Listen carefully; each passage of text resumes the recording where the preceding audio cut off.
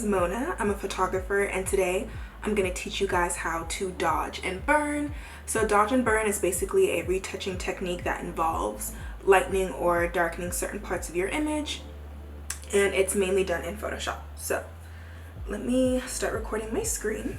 I'm going to open up Photoshop, and I use a MacBook Pro right here to do all my retouching. So dodge and burn involves using two tools, so your curves and then your paintbrush. So the curves basically deals with exposure, and then the paintbrush is how you actually draw on the dodging and burning. I don't know if I'm explaining that right. Okay, so we're gonna go to curves right here, and we're going to dodge first. So dodge is adding light, and then burn is adding darkness. So we're going to bring this up here, and then we're going to invert this. So on a Mac, you're going to press Control-I. Not Control, I'm sorry, Command. There you go, and we're gonna layer this. Dodge. And then we're gonna do that again. But this time we're gonna drag it down, Command-I, and then burn. So we're going to put this in a folder just to keep it organized. And with dodging and burning, you can do two different methods. You can either do a macro or micro. And micro is those really small details. I use it to kind of make the face appear smooth.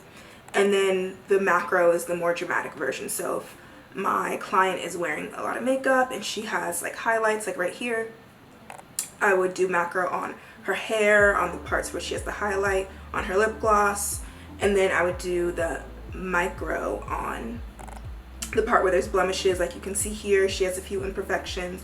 This area is a little darker, so I'll do the micro to kind of even that out. And I'm going to show you guys what I mean in a second. But for the sake of the tutorial, I'm going to label this macro DB. And then we're going to duplicate the group and rename, sorry. So usually I have my retouching tablet and pen, but I of course lost it before I filmed this video, so I'm just going to use my hand and the mouse pad. Okay, so here is our image. Let me full screen that. So now we're going to go to our brush tool right here, and the settings I like to use for my brush are, I always leave my hardness at 0. The hardness is basically showing you how distinct the edges of the tool will be, if that makes sense. So I'm at 100 hardness. It's going to look like this. As you can see, you can literally see the circle that I painted. But if I were to do the same thing and I do 0 hardness, it's going to appear feathered. So that's basically what your hardness tool does. So to get the most natural look, I always leave it at 0. And then the size of the brush will depend on exactly where you're retouching. For the face, I'm going to do a little smaller. Let's do 94. I'm always adjusting this, so we're just going to leave it there for now. Flow is basically opacity. I always leave it 100. And then flow is kind of, how do I even explain flow? Smoothing for dodge and burn, I always leave it 0. So I'm going to do my flow at, we're going to do micro first, so I'm going to leave my flow at like 3. Okay, so first things first, I'm looking at my image, and I know I pointed out a little discoloration around her mouth area, and so I see shadows in a mist of lightness, so I'm going to dodge to add that lightness back. So we're going to go to dodge, maybe lower the size of this a little bit, and then we're just going to do some strokes. I see some here as well. And it looks like while I'm doing it as if we're not really doing anything, but then once we do the before and after, you're going to see that difference. So let's zoom out. And then you can also see it there. So this is very time consuming, but in my opinion, the results are really worth it. So, okay. Now I see a little bit here. When I started doing photography, I realized like how much analyzing goes into a photo, and I always think it's so funny, like I'm all up in this girl's face, and then when I'm retouching photos of myself, it's just kind of weird because you never see yourself from that close of a point of view, I guess. I don't know.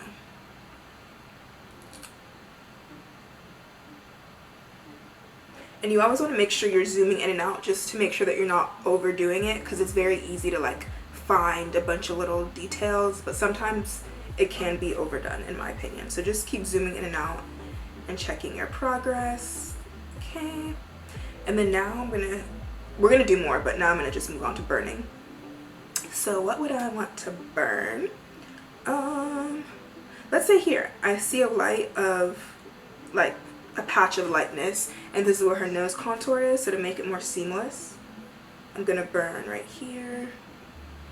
Burning I usually am very careful with, because if you do too much it can kind of look just cartoonish in my opinion. So you see there, and I would even maybe turn this down to 2. Okay, so now in the corner her eyeshadow is a little bit splotchy.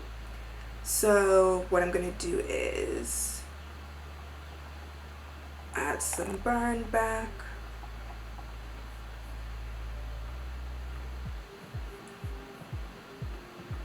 Okay, and then okay, I'm gonna dodge right here. I see. I'm gonna increase that. Dodge. Oh, it all looks kind of uneven over here.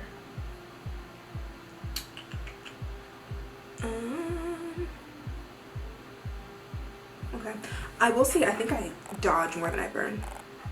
Okay, so now we have our folder. I'm going to show you guys here, there. So pretty easy. This process, when I first started, I want to say the first close-up portraits I did, I'm going to try to put a picture on the screen, took me about, I want to say like 4 hours to dodge and burn. And I was also retouching, and it was my first time, so that's why it took me so long. But once you guys get the hang of it, it shouldn't take more. Actually, I don't know, because it's different for every picture. But if it's a close-up portrait, or anything kind of more cropped in, it is going to take you a minute. Okay. What else do I see? Oh, that's too big. Okay, I'm gonna do a little bit more there.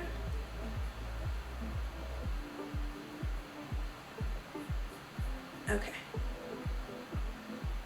You see how like it just looks a lot more seamless, less splotchy.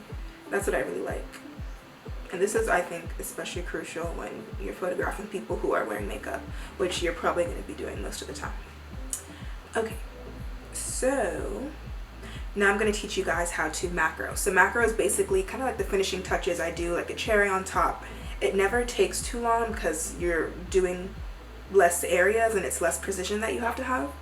So the first thing that I always like to do is we're going to dodge first. And I always like to add some shininess back to the hair. So I'm going to increase this. And usually for my flow, for the macro, I'll stick between like 20 and 8.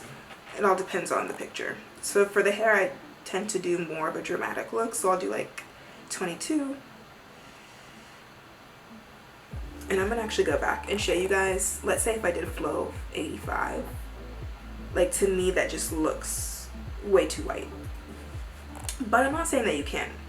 Photography is all about your personal preference, your personal art style. Just for me, I like to stick to a bit of a more natural look because I just feel like in the end it looks better.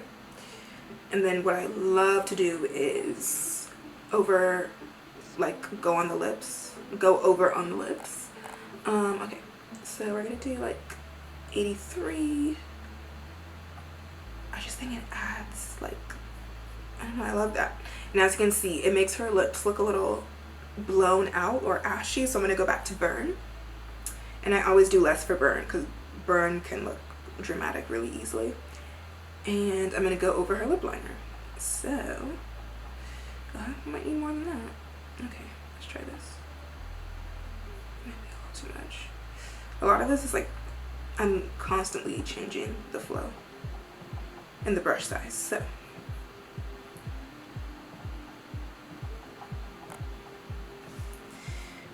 So you see, if we would have never added the burn, it just kind of would have looked too much. So now we're going to burn, and I love to burn certain parts of the makeup to make it pop more, because with the camera and the type of flash I use, it's really easy for things to get washed out. So I'm going to increase my brush size, put the flow like 12. That might be too much. Okay, no, it's fine. I'm gonna go over her lashes and her eyeshadow. And then I'm gonna get really precise, go down here and go over her bottom makeup. And then also what I really love to do is add, dodge the whites of people's eyes. I just think it makes the picture pop. Let's see. Actually, let's just do this whole folder.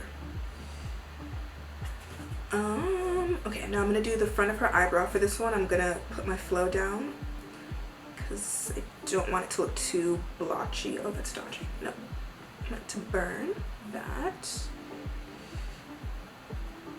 Ooh, this headache. Okay. Okay. Now I'm gonna go over her contour a little bit. So I think the flow is fine for this. I'm gonna increase the brush size. Just go over it lightly. That was a little bit too dramatic for me. I'm gonna do like a 5. You guys are probably like, we can't even tell the difference, but I can. Go for her chin. Oh, excuse me. Basically, if you guys are into makeup, you might understand this. If you're not, then I don't know. But I like to dodge where I would put bronzer. So if I was her makeup artist and I was doing her bronzer, I would put it on her forehead and her cheeks and the chin. So that's where I like to do my macro dodge.